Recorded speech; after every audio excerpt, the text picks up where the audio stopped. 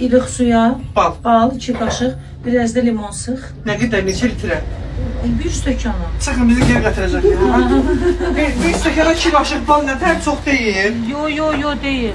Limonu da sıxıram, içirəm. Gün ortaya qədər Amma bal kaloridir. Nədir? Bal kalorida. Nə bilim nədir, baldır da. Sən arxaladın mı Bal içirəm, bal kimi oluram. Hə, o başqa məsələ. Ha. Sonra və gün ortana yeyirik. Abi çəkirmiş də, gün ortada çörəyə azaldıram, biraz kökələn kimi qoxuram da, qabağına alam. Kökələndə, sürətlə kökəlir adam. 5-5 alırsan. Arıqlayanda Adamda zəif. qram atırsan. Bəli, aha. Axşam nə yeyək? Bilirsən nədir? Gimnastikaya, rəqs elə evdə. Hə? Maqnitofonu qoy rəqs elə, bel oynasın, təl oynasın, oynaqlar oynasın. Rəqsdə idman var. Dedim onu öz bələdqəsə paltaralım. Bəli, həm rəqs etsən, halın gözəlləşəcək. Gedəmirsən də idmana. Evdə rəqs elə, oyna, elə, əllər, sümüklər açılsın. Abaşa, idman döyüb, idman, 1, 2, 3, bunu elə də.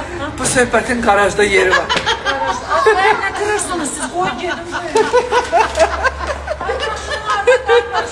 Rahile ananın qızları qarajda teması. Mənim anam, nə deyirsən, baxsın sən. Qızlar, mən başqa qaraja düşmüşəm, bilmədən mən pis yer düşmüşəm.